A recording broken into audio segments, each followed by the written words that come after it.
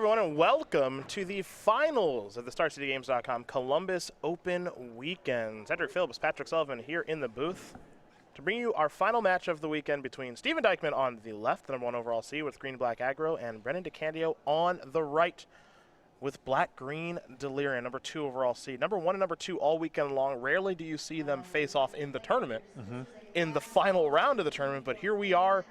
And Patrick, they have dominated this tournament. Absolutely. Through 15 rounds and the elimination rounds. Yes, I think 3 losses between the two of them in the tournament so far. Dykman's going to start things off here with a glint sleeve Siphoner.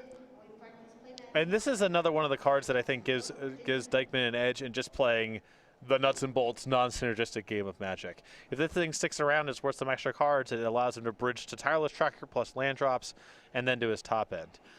Interesting that Dykman has a bit of an energy sub-theme here, not something we saw out of the other green-black lists, where you have cards like this, you have Aethersphere Harvester, and those interactions have been coming up in the games we've watched as well. This is a Grim Harvester, I believe. Let me take a look. The Flare. Grim Flare, excuse me, I apologize. Grim Flare here for DeCandio. I keep thinking of the Aethersphere Harvester for Dykman, which has been so impressive for him.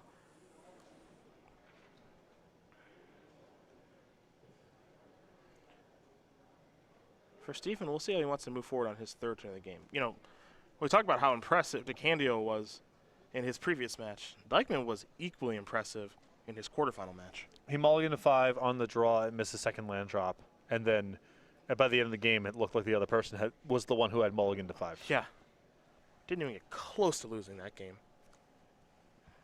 Here's a Forest. There's a Harvester. Up to 3 energy. And just going to pass the turn back. Not going to get in there with the Siphoner. And this is a great spot here if he's able to trade the Harvester with a removal spell. Not the end of the world here, because the Siphoner still gets to draw a card. And if DeCandio can't move into combat at all, the Siphoner still gets to draw a card. Yep. Just a little taste of the energy theme. Not playing a tune, not trying to go too deep with it, but we've seen the Siphoner and the Harvester interact with each other very well with Dykman on camera. Ruinous Path, Walking Ballista, a couple other cards in hand here for Brennan. And it's a very synergistic package too, or at least makes sense, because when you're in the market to pay life to draw cards, you're probably not in the market for lifelink and the other way around. So it's a nice way to diversify your energy output. Walking Ballista will take care of the Siphoner. You saw Dykman activate the Harvester with the Siphoner, which means the Grim Flare is hanging back on defense.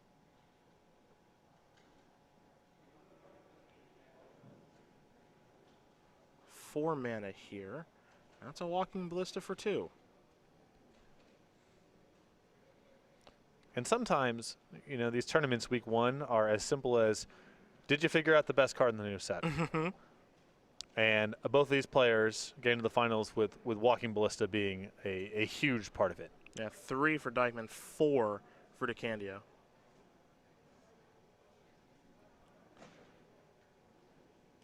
Here's Rishkar. I'm going to target Rishkar and Grim Flare.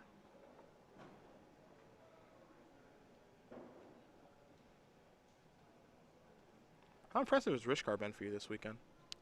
Very good. I mean, it's a lot of numbers, and it's distributed in an efficient way.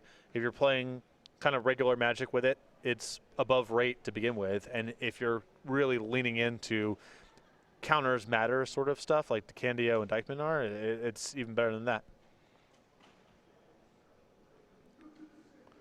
It is not necessarily the most powerful thing in the very, very fast matchups or the very, very slow matchups, but the matchups in the middle, it's definitely worth the 3 mana. Grim Flare is going to bite the dust. Rishkar will get a counter. I think that will be DeCandio's turn. So now we're going to head back over to Stephen Dykman. Dykman will draw a card. He's tapping 3 mana right away. Let's see what he has here. Nissa. Okay. Gonna go up and make a plant token.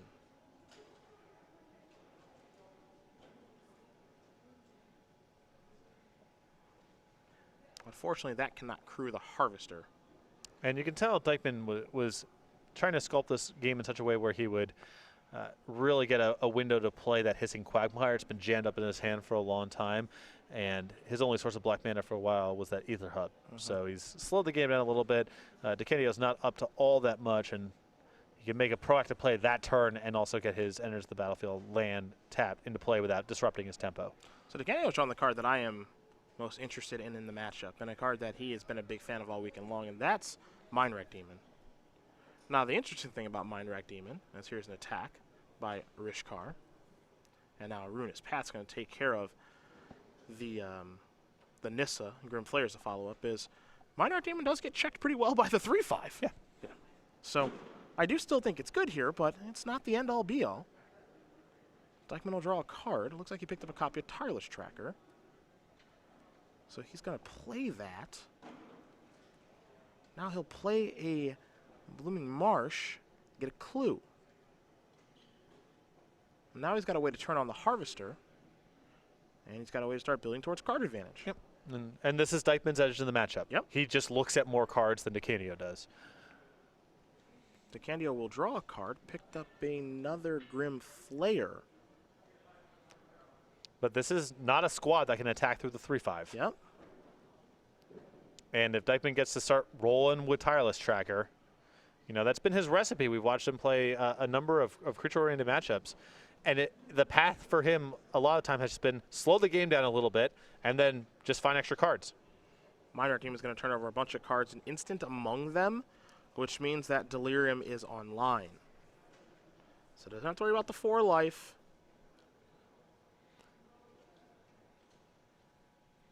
He's got a 4/5 Flying Trampler.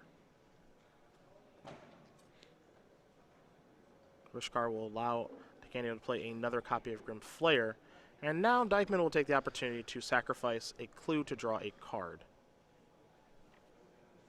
So this is what you're talking about when it comes to being able to look at a lot more cards. Yeah.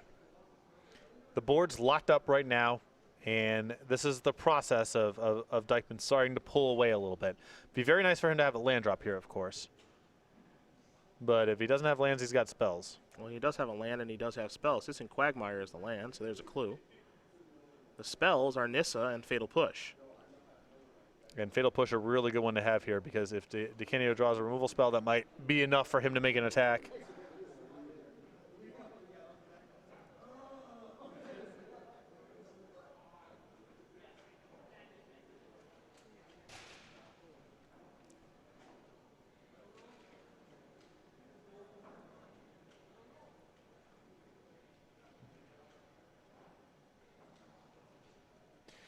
I think Dykman might be worried that his Nissa is not quite safe enough yet. Yeah, DeCandio's got a pretty decent board. I mean, he's just going to pass the turn back with Fatal Push and Quagmire at the ready. DeCandio will draw Ballista.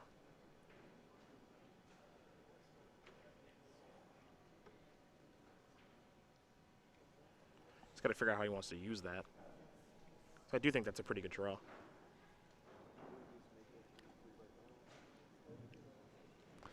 It'd be really good from DeCandio's side if he can make an attack here that induces the Fatal Push and then gets the Ballista going. Yeah, I think that's what he's trying to do. Here come 2 Grim Flayers and a Mindwreck Demon.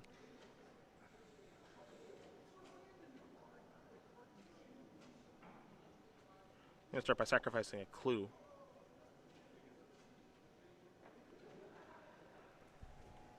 Fatal Push.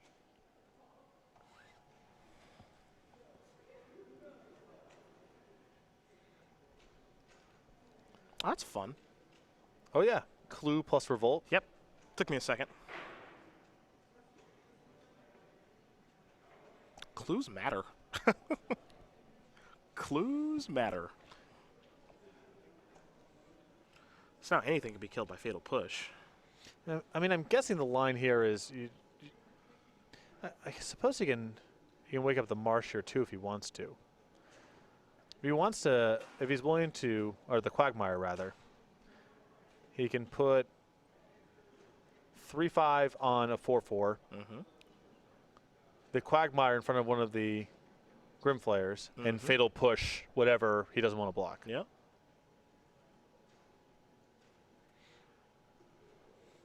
But that's where Bliss is still good there. Definitely. Yeah. Yeah. Bliss can help to finish off some things. And you are kind of in a spot here where you don't want Grim Flayers to hit. Right. You know? Because then he gets to control his draw step some. Yeah. I mean, basically the Grim Flayers hitting is DeCandio's version of being able to keep up on the card count battle. Yep. So I think if you're in Dykman's position, it's a premium to get those off the battlefield if you can. So block there, looks like, at least. And then Quagmire can tap for a black, kill a Grim Flayer, which I think is what we're going to see. Yep. So Grim Flayer down. Grim Flayer and Quagmire will trade. And Mind Rack, Demon, and Harvester will run into each other. Though there is... Yeah, there's trample damage. Right. Now I think DeCandio is looking at a Virtuous Gear Hulk here. He is. Which pairs very nicely with the Walking Ballista. I assume he will deploy this turn. Mm-hmm. And by taking care of the Harvester, now the skies are clear.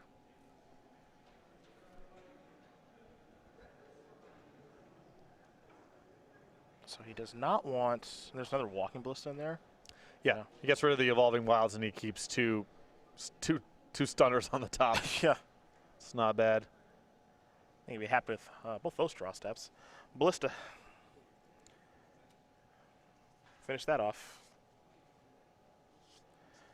Now, what Dykman's got going for him is Tireless Tracker. He needs some help with it, though. So Steven will draw. Okay, he's drawing a Virtuous Gear Hulk of his own. Not sure how good that is right now. I mean, he can try to turn it into a bit of a damage race, but I'm worried if he spends his turn just loading up here with Virtuous Gear Hulk that between the options to chump block and the Virtuous Gear Hulk on the top of DeCandio's deck, Dykman's not going to have a good couple of turns. Yeah. Let's see where Stephen wants to start. Remember, he does have a Winding Constrictor in hand, too. Constrictor's an interesting card to me in this matchup because I think it's going to be good in a lot of spots, especially to kind of start the game. I don't know how good it is as kind of a top deck late in the game. You need to be able to go. I think you need to be able to go Constrictor and follow in that turn. But Constrictor pass is really rough stuff. I suppose he can just play Nissa and minus here and just try to get some presence on the battlefield. Might even be enough for him to attack with a Tireless Tracker. I don't think a plant gets you very far. I don't think a plant does much at all. And your Nissa's going to die to combat regardless. So you might as well get some value on the way out the door. Right. Sure, are getting a lot of counters. All right, we're going beatdowns. 4, that's 7. It's not bad. Untap. Draw. Well, Brennan knows what the draw is. We do here in the booth, and you do at home. It's Virtuous Gear Hulk. How do you want to use it? Well, if you go Gear Hulk and one of the counters goes on the Mind Rack Demon, that leaves you with 4 mana left over to pump the Walking Ballista. So if you want to, you can just try to hang back on defense and do the Walking Ballista thing if you want to. Okay. do the Ballista. Do the Ballista. It's a new dance. If you're willing to give up on the counter this turn, then you can just put counters on wherever you want them to go and attack with Mind Rack Demon, either at Dykman or at Nissa. And if you want to go at Dykman, use one of the counters from the Ballista to finish off Nissa, most likely. Well, the Walking Ballista's very upset. Beatdowns. Yeah, I would assume both of these are just going at Dykman here since he can just use one of the counters from the Ballista to finish off the Nissa. Yeah. Confirmed. All Steven.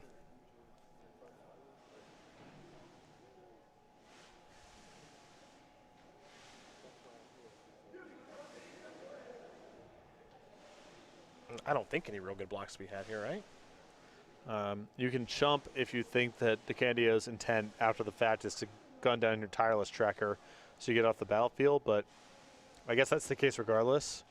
And most likely scenario is he's just going to finish off Nissa here. And he gets to keep the Ballista alive because now it's a 5/5 with 4 damage on it.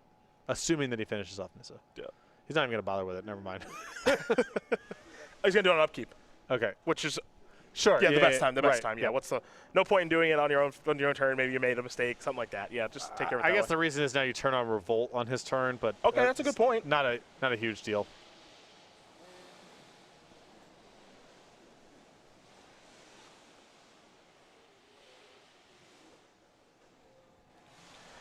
Sack a clue, draw a card here, Will Steven. That's how his turn's going to start.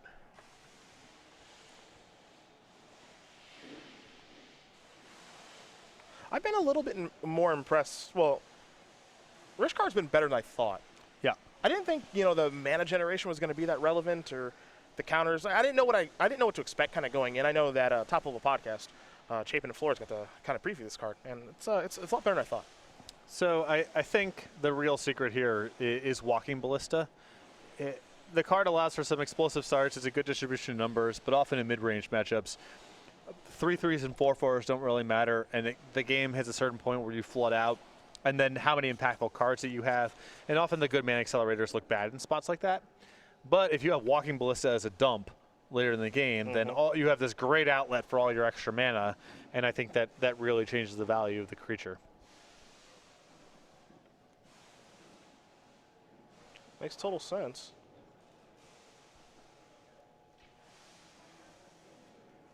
A lot of mana here from Steven.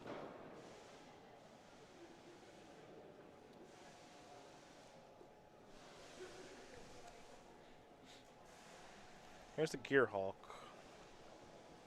Where do we want to spread these counters around to? That is the question. Yeah, we're going to see. Yep, kill the Gearhulk. So 2 counters on the tracker. Now it's a 7, 8, 9, 10-9. 10-9 tracker. Remember, we also know the next card on top of DeCandio's deck. Another Ballista. Yeah.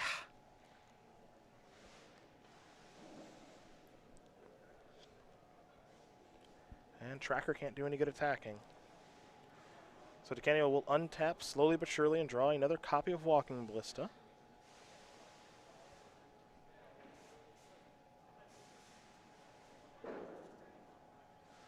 So the Tireless Tracker at 9 toughness right now, probably not realistic to find some way to attack, and and you just get to do this instead. Yeah. So whatever. pretty good turn. Do this for 4. Yeah. Go. What is the deal with this card? This is a hoot. This card is so good. Make a clue, sacrifice it, get a counter. Draw a card. Not sure it's going to stop the Mind Rack Demon.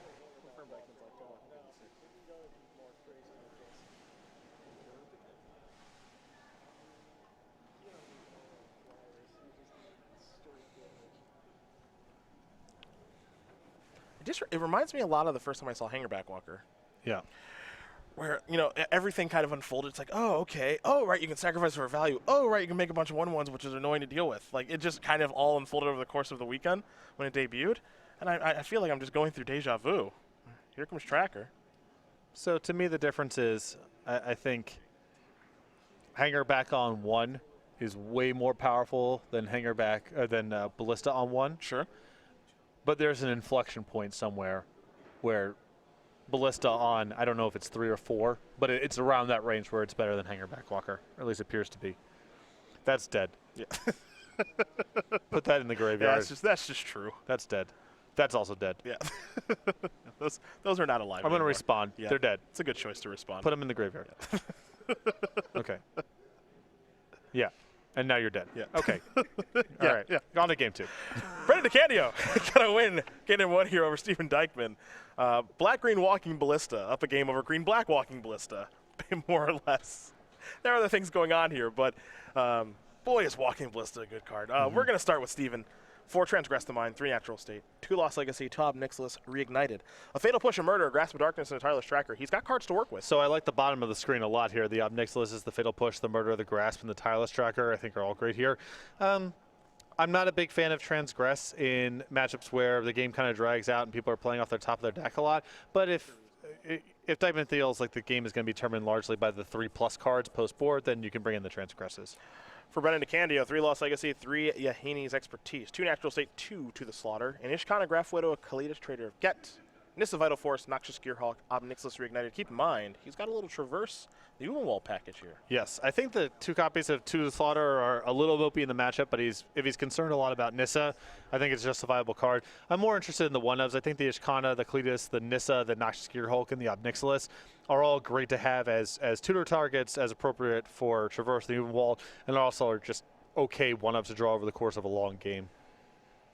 These players will sideboard. Get ready here for game number 2 here in just a moment. And this will be our last opportunity to talk about the Aether Revolt pre-release playmat. That's our good friend Pandra Nalar. If you got the opportunity to play an Aether Revolt pre-release, hopefully you played in one that was brought to you in part by StarCityGames.com, so you got your hands on one of these sweet playmats. If you didn't, however, you can head over to go.starcitygames.com/creaturecollection and pick one up today.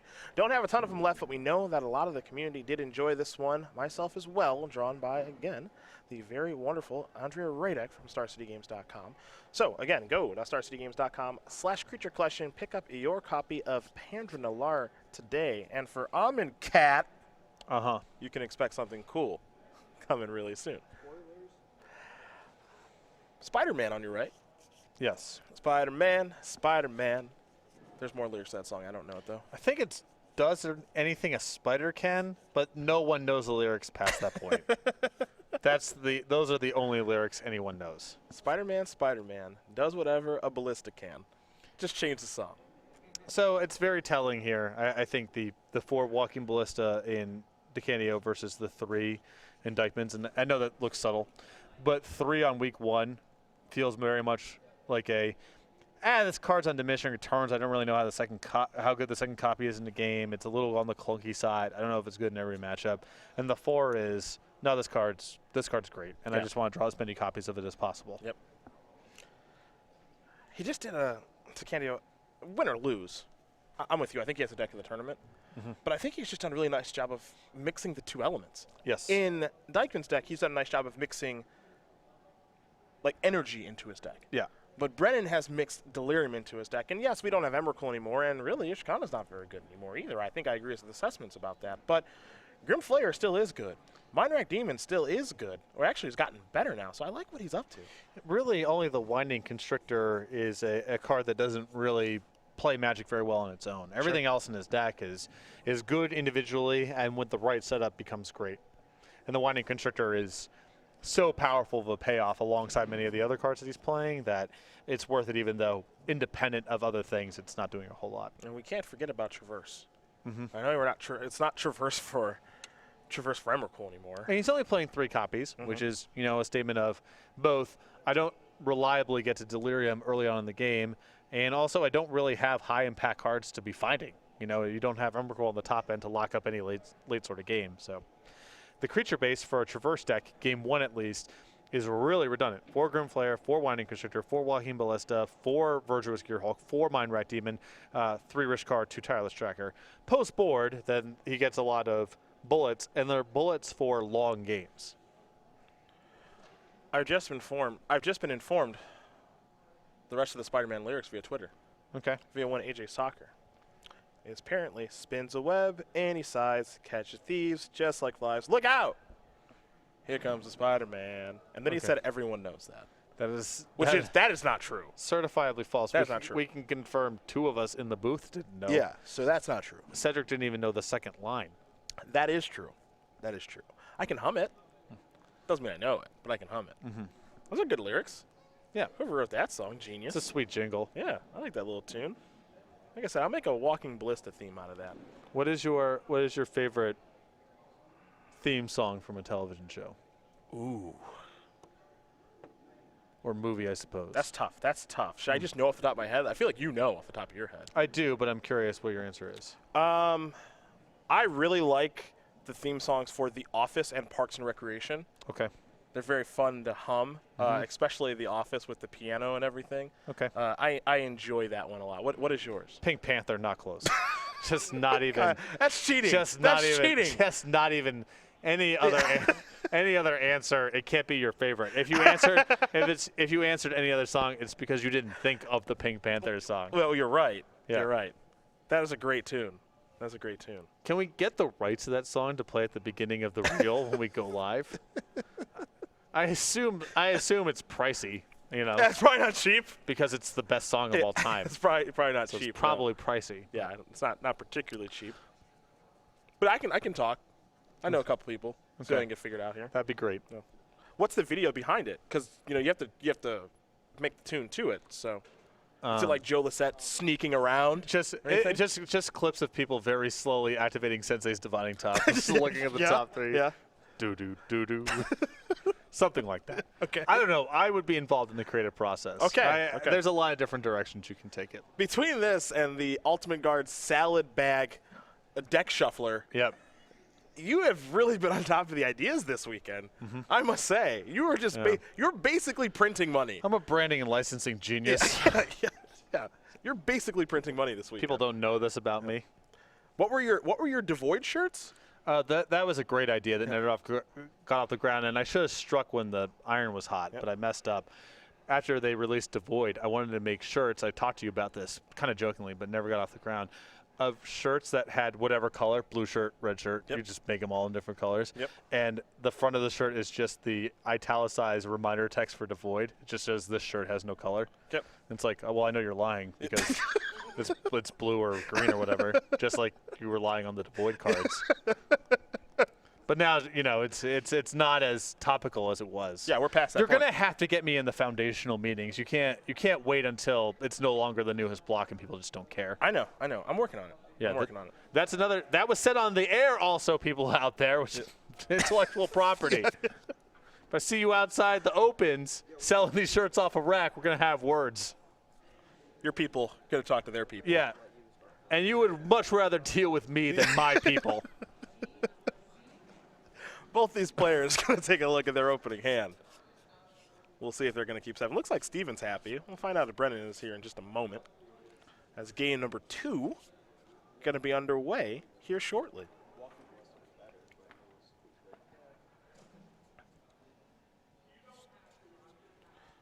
What player's going to keep? Dykman going to start things off with a Hissing Quagmire, as will Brennan DeCandio. Dykman will draw a copy of Fatal Push, play a Blooming Marsh, and a Winding Constrictor. Back over to Brennan we go. Virgil Skeerhawk the draw.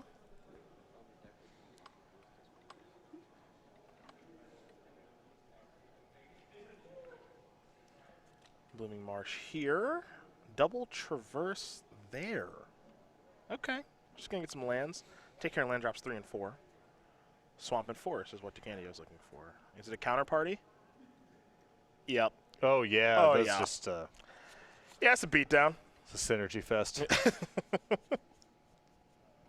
Walking Constrictor and Rishkar. Combo time. That's an attack for 4. DeCandio's down to 16. Cards that improve counters with cards that generate counters at an already above rate. You get it. Mm-hmm. I wonder which one of these you're supposed to kill. Probably the Constrictor, right?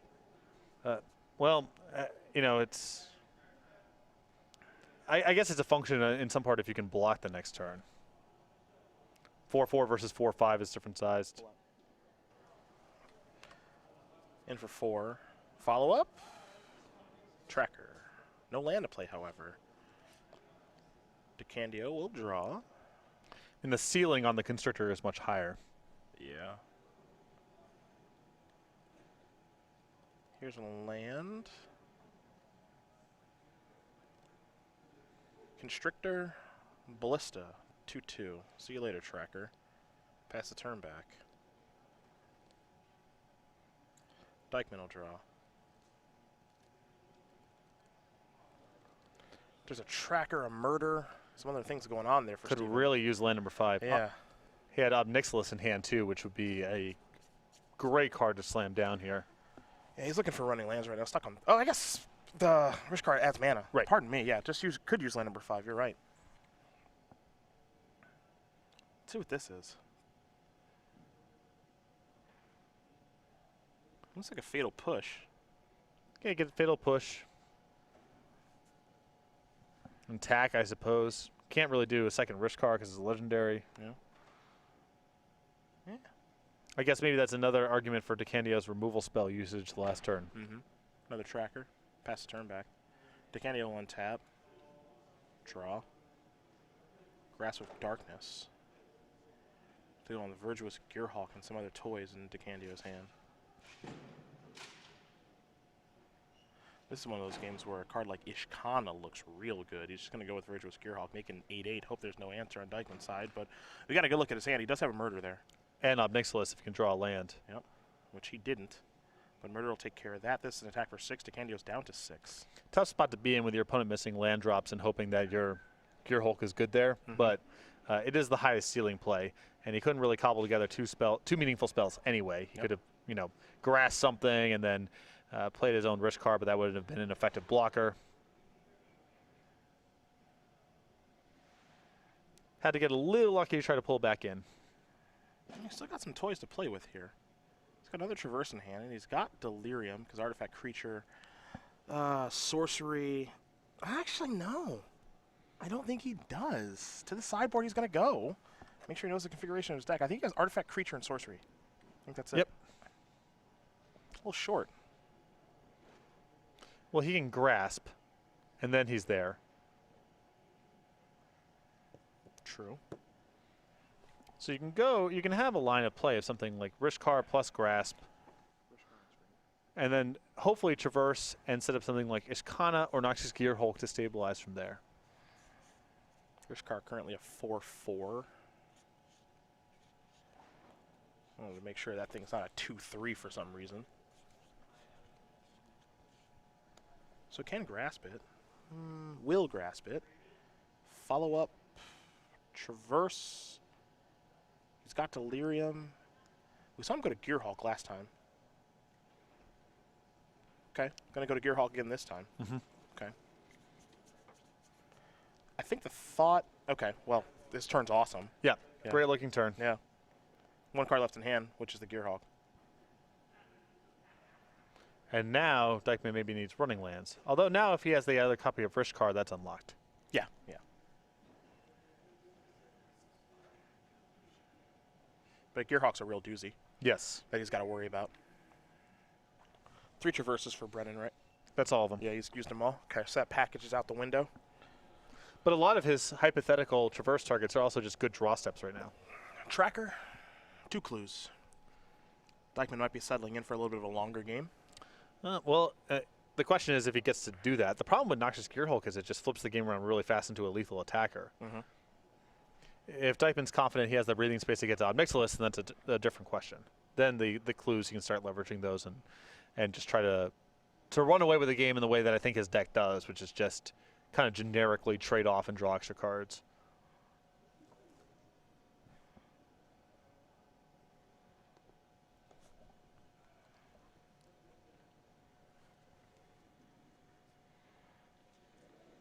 Is it time for a Noxious Gearhulk?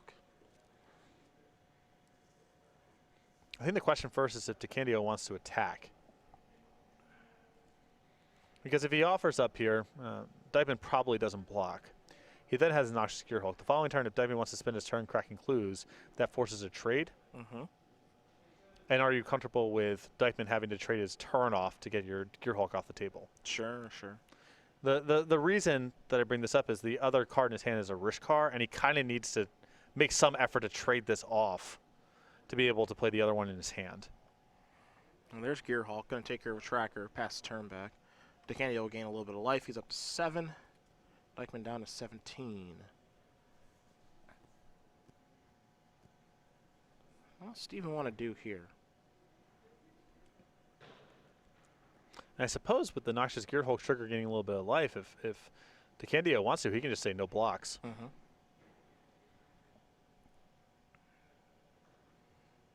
Rishkar. Counter on each.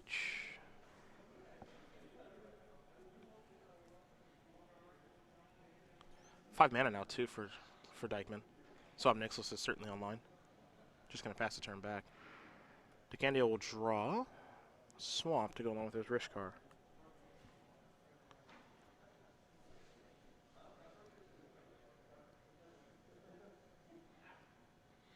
I know it's a little gutsy here. I think that DeCandio needs to consider attacking with both.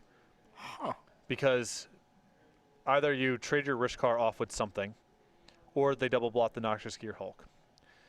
But in any event, the alternative is just saying go, and I can't imagine winning the game from that spot with how bad DeCandio is handed. A sign of strength here, if you attack with both, you might get to trade off Rishkars, then you play your other one in the hand, and now you're at least damage racing. Something's going on. But the alternative to attack with both, I think, is attack with neither, and I just don't see how that's a winning line. And splitting the difference doesn't get you far either. Even though if he attacks with both, he's basically dead on board, unless he's willing to play his Rishkar just to have a blocker back. But I think he's got to try to give himself some shot here of trading off resources. There you go. Yes. Yes.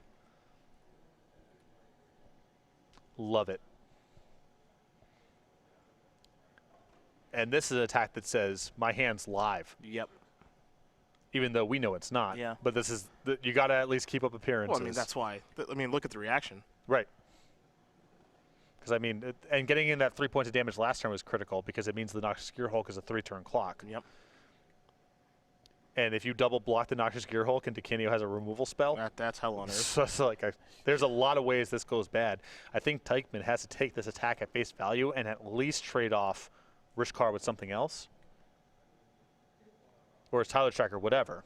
But I think I would be shocked if he's just said, all right, I'll take it. Yeah, I get what you're saying. It's possible that Dykman thinks if Dykman thinks Nicholas is good, then he can take the hit, which is probably the conclusion he's drawing. He said no blocks. He takes the damage, falls down to 9. Sack a clue, draw a card, put a counter on. Now, to note, DeCandio does have a Hissing Quagmire among his lands.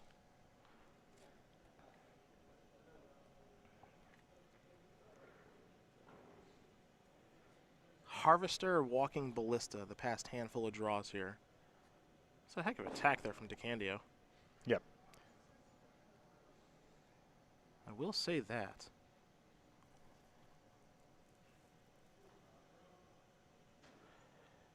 Obnix, yep. Can I take care of Noxious Gear Hulk?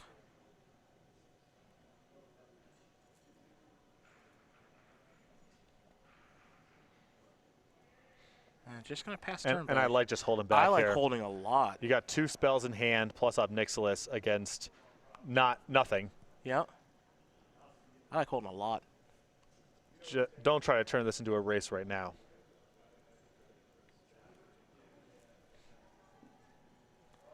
I mean, Dykman's just got more cards. He's just got more everything.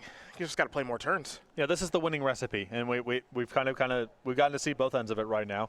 Game 1, DeCandio's winning recipe is get his synergies unlocked, which he does more reliably, more redundantly, and Dykman's path is break that stuff up, and just allow your density of 2-for-1s to take the game. Grasp of Darkness on the Rishkar. No response. Now, they can fire up the Quagmire and go after Obnixilis. The Rishkar was an interesting choice there, because if you get rid of the tracker, then you can also attack with the Rishkar at the Obnixilis. Can't get rid of the tracker. Rishkar lets him tap for mana. Oh, and then he Crack gets a that clue. Right, Yeah. right, yep. I was thinking the same thing previously. The only way you can do it is if you think Steven will miss it. Yeah, and yeah, I'm not. right, right. I'm giving him way more credit than that. He's in the finals of the tournament. Yeah, totally.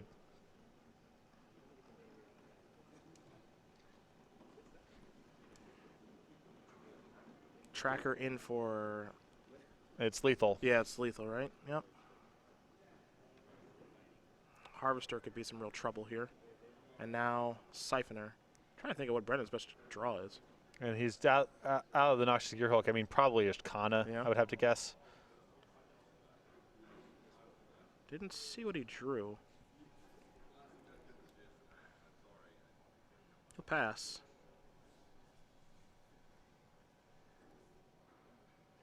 Trigger here. Dykman going to draw a card with the Siphoner. I'll draw a card for the turn. It's grasping up Nicholas. He's got a pretty good setup after sideboard. Yep. Yeah. A lot of these cards are main deck. I mean, the Obnixilis is doing a lot of work here. Yeah. A Walking Ballista. Just for one. Turn this on. One flies, one has Menace. One's really big. All of them are tough to block. DeCandio. It's going to turn on Hissing Quagmire. Grasp of Darkness is going to take care of that. Float. Removal spell? Yes. Fatal Push. Take care of Tracker. DeCandio going to take 5.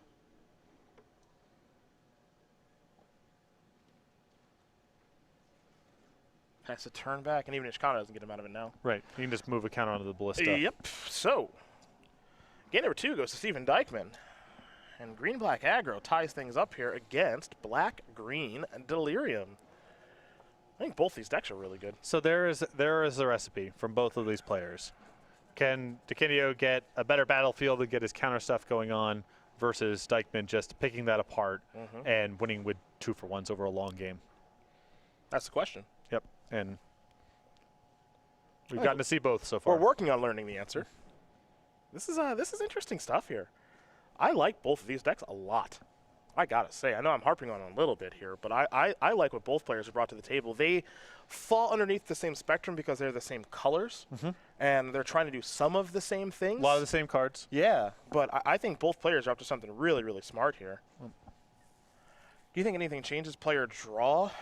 So that game went on for a very long time, and we saw no copies of Transgress the Mind from Dykman, and he was on the play for that game. I don't know if that changes when he is on the draw, because maybe, you know, the transgress you on 2 and take your top end and then pick apart your little stuff and then win with the leftover sort of thing becomes a little bit more attractive. But in general, I'm a fan of leaving the transgresses in the sideboard, especially because they don't touch many of the most impactful cards in the matchup. Yeah. Don't hit Traverses, they don't hit the Walking Ballistas, they don't hit the Winding Constrictors. And both of these players just get to a spot where they're on empty and playing off the top of their deck anyway, and then your transgressions are really bad draws. Brennan's on the play here. I like both Planeswalkers if he doesn't have them in already. I had to imagine they were already in. Yeah. I mean, this kind of matchup goes on for a very long time. Yeah. I think Nissa Vital Force could be a game breaker. A lot of good text on that card. A lot of good text. Especially because a lot of his best sideboard cards are traversing into these bullet creatures and being able to pull those out of the graveyards. Very, very good. Well, getting ready for our final game here are these two players. We are as well. So let's talk about where you can rewatch the tournament, because I know there's going to be a lot of interest in the results here. And that's on our YouTube page. We, of course, we upload all of our SCG Tour events, the best of SCG Live, back when was there any of that branding. I know you can't keep up. I know. And in fact, I would like to correct you. Okay. This, which has not been updated yet, to say best of SCG Tour. Yes. This ad came up, and I went through it and said SCG Tour instead of SCG Live. Dude. Yes.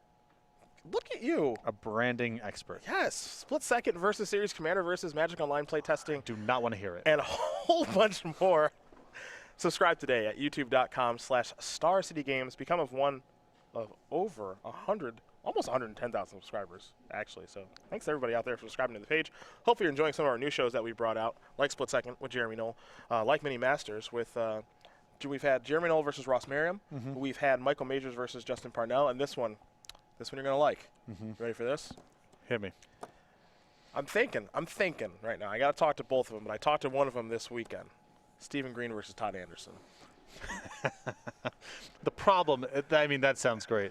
The problem is that Stephen Green versus X is just going to be great. It's going to be good. I mean, Todd's probably the best person, personality-wise, to do that pairing. Oh, yeah. But they're going to be war of words. I know. Between those two. I'm thinking we should set them up with like a format that's really good, really matters. Hopefully they can just play for how about 2 alpha boosters? Even if they're even in existence. I have no idea. We play Commander, and every point of damage you do, you get to punch the other person in the face. And you play until you're dead or knocked out. Steven's probably going to make some Clemson jokes. Right. Todd's going to take those real personal. Yeah. We need to get the unedited version of that matchup for sure. Todd's not going to like that at all. I will say, Todd took that pretty well. He knew that Clemson was really good. I don't know. College football's got over 100 teams in it, and when the team you root for wins the national title, over half the time, you should be able to take the losses in stride. Yeah, he took it pretty good. A really good game too. You could be a fan of Rutgers sports. It's like never win a game in football. Basketball coach beats up his kid, the kids that he's That's probably not great. Got fired. It's probably not great. Much like being a fan of Purdue. Right. Never won anything. A lot worse. I think we're tied. Compared to losing in the national title game. Yeah. The word disgraced former attaches itself to many people associated with the Rutgers athletic program. Yes. It's tough. It's tough to be from Rutgers. So I get you. I get you. Looks like Steven going to take a mulligan here. Brennan looks happy enough with his 7. So for the final time, we'll talk about the StarCityGames.com newsletter here this weekend. While Steven does shuffle up, because we're going to be talking about in the newsletter this tournament and getting everybody ready for SCG Richmond next week. And it's your source for Match at the Gathering news, where you'll find highlights from some of our best articles of the week, upcoming SCG Tour dates and locations, IQs and game nights near you, and of course an exclusive cardboard crack comic. Best of all, it's free to sign up for. Go to StarCityGames.com/newsletter, where you will not find Stephen Green in it. You won't. You will never find him in it. And I'm only saying that because he is hovering around the booth, giving me the stink eye. Mm-hmm. I don't know if the world at large is ready for the written musings of Stephen Green. We might have to just wait for the autobiography. It's coming soon. Swamps for each player to start here in our final game from Columbus. In the tradition of many great American Southern writers. Yes. DeCandio will draw. Picks up a swamp. Ooh, snake. Yep. Snake. This is the interlocking pieces draw too, because I believe it's paired with the ballista. Yeah. So now this is the pressure on Dykman's removal. Yeah. Combo. Can I call this a combo? Snake ballista. I thought you were gonna ask me if I could count Swamp and Forest plus Green Black Gold card as a combo. To which my answer is of course. Okay, just making sure. But yeah, the White Ballista is okay. also a combo. Just making sure. You're the leader of Combo Nation, so I just want to make sure that we're on the same page. Look what this guy figured out. Yep. The Swamps and Forests alongside his, Fatal Push is going to take care of the Winding Constrictor. Here's a Swamp for DeCandio, I think. Oh, it's going to be the real combo. It's going to be Rishkar into the Snake. But now it's just Rishkar by itself. Still good as we head over to Steven.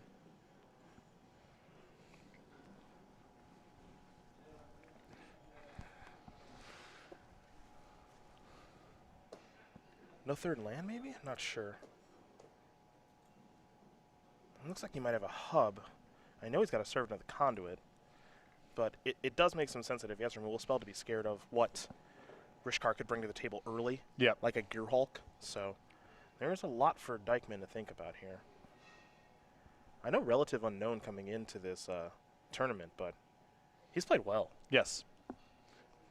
And the deck has looked cool and creative. I'm especially interested in just it sort of inspired now to explore how many different sort of energy sub-themes can you weave into different archetypes. Because it doesn't look like much, but when you've watched, if you were to read the deck list, it wouldn't look like much. But if you've watched Dykman in action, the energy synergies have been coming up. Ballista, no fourth land here for DeCandio. And this is the value from Dykman's side of having so much removal in his deck. That draw of Constrictor into Rishkar into Ballista, we go back to the top 4 match against Hunter Nance, and that draw is just, it's winning a huge percentage of the time. Yeah, it was game over. Here, there's still work to be done. Grasp of Darkness, the draw. The fear you have if you're Brennan right now is, okay, 2 servant of the conduits, access to 6 mana next turn potentially. Omnixless is not easy for DeCandio to beat right now if it comes ahead of schedule. Yep. And DeCandio trying to play the removal controlling game, it's much harder for him, even though a lot of the cards look the same. It's weird to think that someone would be much worse at playing this game than the other.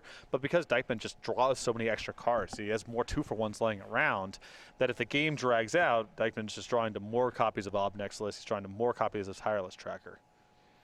Another Walking Ballista pass the turn back. Over to Dykman we go. He's got access to 6 mana, a couple cards in hand. I think he actually has an Omnixless in hand. So, he's going to tap 5 mana. He's going to use an energy. Here comes the big Planeswalker. It's going to break some things wide open. Going to pay a life, draw a card, and more importantly, loyalty up to 6.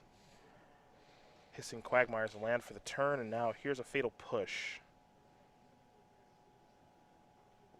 And Dykman with a Fatal Push of his own, so now he's got to decide if this is the spot where I want to use it.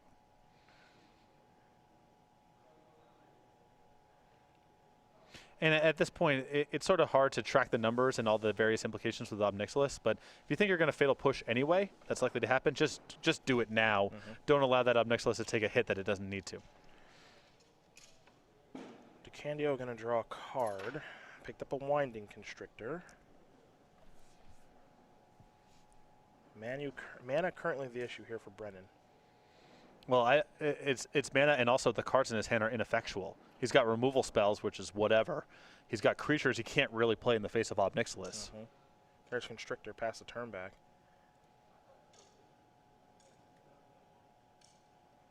Dykman gonna draw a card.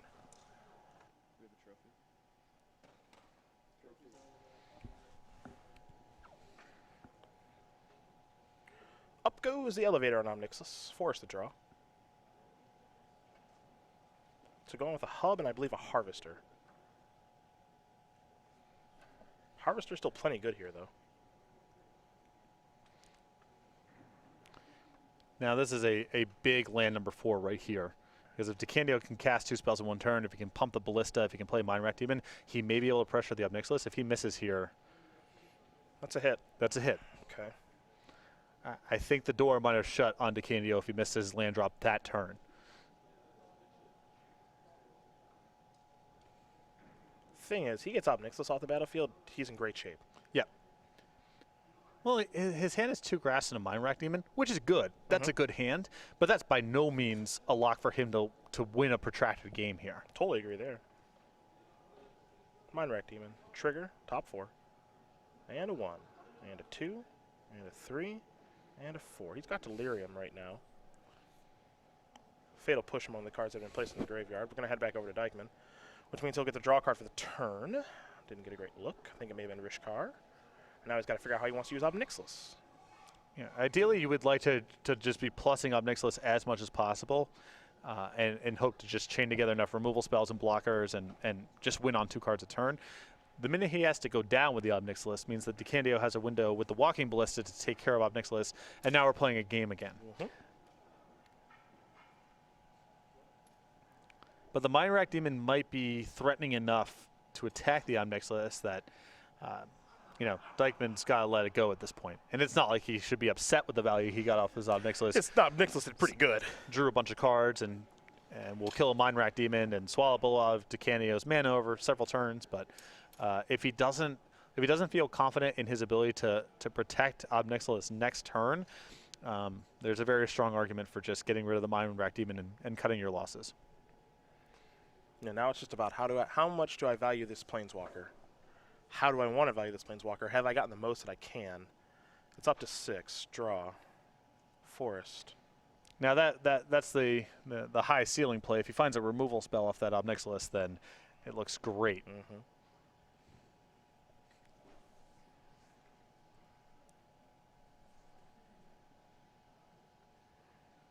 I believe the hand's a hub and a Rishkar.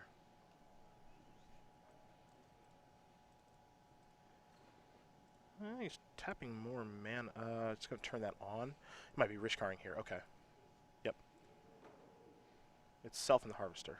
Okay. Counters up.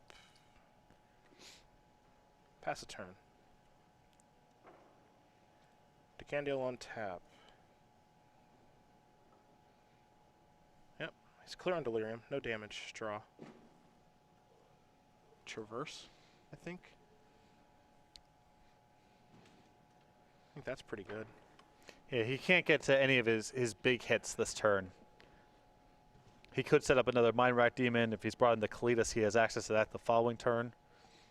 Kalitas pretty good on the board. But he also may want to, if he feels like the game's going to drag out a little bit here, he may want to wait until he has the mana for something like Noxious Gear Hulk or Shkana, one of the high-impact plays. Because Mind Rack Demon and Kalitas are totally fine, but they also just trade with a removal spell or trade with an Obnixilis activation, and DeCandio may need to squeeze out a little bit more than that.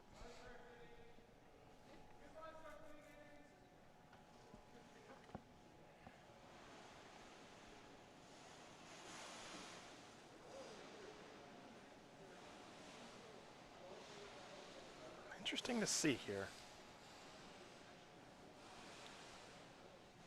Mind Rack Demon in combination with Grasp can take care of the Harvester. That's not that difficult. He's going to start with Traverse. It's also possible this turn that he just wants to Traverse for a Swamp, so he can double Grasp in combat. He's going to search for a Forest. Then I guess he has designs with the Ballista this turn? Maybe. I don't know. Your guess is as good as mine right now. Using energy here. Remember, Mind Rack Demon has Trample. Yeah, he's going to add Obnixilis.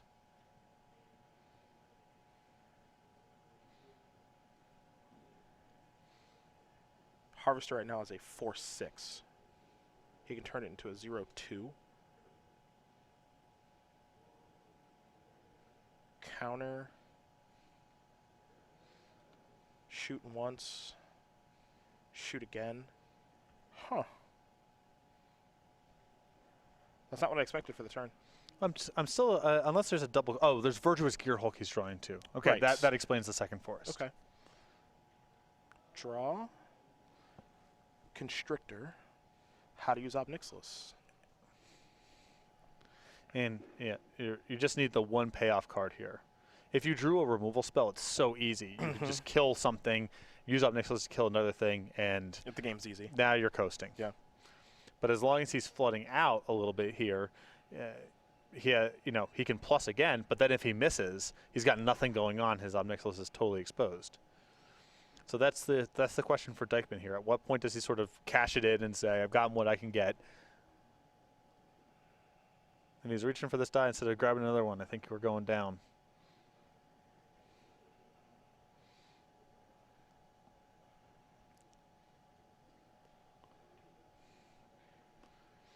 It's a really tough decision. I sort of... my instinct is to go down here. One, because I'm not confident in Dykman's ability to protect this Obnixilis any further. And the second is, okay, so the Obnixilis goes down to 3. That means the Ballista plus the Constrictor goes up to 3. You can finish off the Obnixilis that way. That's not a bad cost here. If you were leaving the Ballista with 1 counter left over, I could see saying that's just not good enough. But if you actually get to get the Ballista off the table, I think that's enough value. Okay.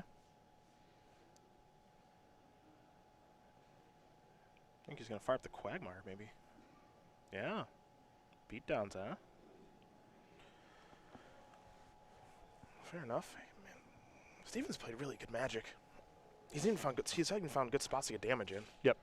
Where I think maybe some players would be a little bit more lax. Constrictor. Pass. DeCandio will draw. Big draw step here for him. To the slaughter. Oof. That qualifies. It's a good thing. That is a big draw. It's a good thing you killed that Mind Rack Demon. Whew.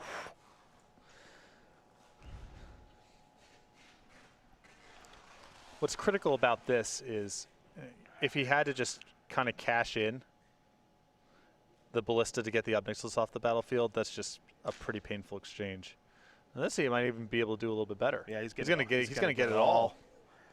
There's To the Slaughter. Oh boy, that's a hell of a turn. Jeez. That is everything. Jeez. Jeez. And it's funny because Dykman's attack last turn looked safe enough. Looked like he had a lot back to work with. Yeah. Now I think he just has 2 lands in hand and Quagmire on the battlefield, which DeCandio has covered with Grasp. Yeah, he's got Swamp Hub. And I thought his attack was good last turn. Yep. I thought he found a good time to sneak in a little bit of damage. Maybe it was aggressive. I don't know. Felt good at the time. Doesn't look great now. Decandio's going to draw a card. Oh boy. This game is taking a turn. Those are some nice draw steps back to back for DeCandio. Yeah. Obnixilus picked up a copy of Mind Rack Demon. DeCandio's going to just pass the turn back. And I don't know if Dykman has cards in his list to touch a Planeswalker that is on the battlefield. There's Fatal Push to take care of the Constrictor. Here comes Quagmire. It's going to go after Obnixilus. He's got to slow it down some. But it's tough to chip away at that thing. I don't think he has Ruinous Path or... Verdurous Gearhawk the draw here for DeCandio. He'll draw another card from Obnixilus. Picked up, I think, another... Jeez. Well, let the rares and the mythics fly, kid. In for 5. Pass the turn back. Someone opened up some booster packs. Boy, this game shifted in a big way. This flipped fast. Jeez.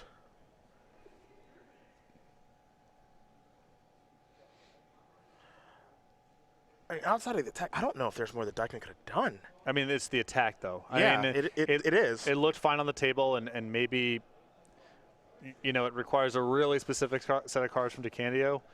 But maybe the argument is this game's just not going to come down to Dykman squeezing out 4 points. That's not the way he's winning this matchup. It's just grinding DeCandio down with 2-for-1s.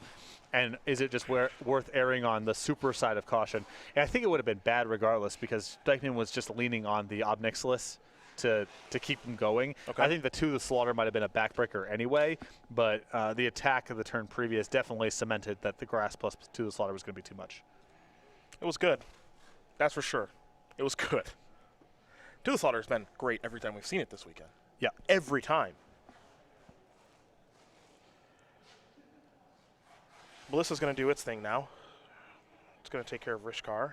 And now he says, yeah, you can have your counters there. Yep. DeCandio says, that's totally fine if you want to knock my Obnixilus down to 2. Doesn't bother me one bit. Plus up to 3.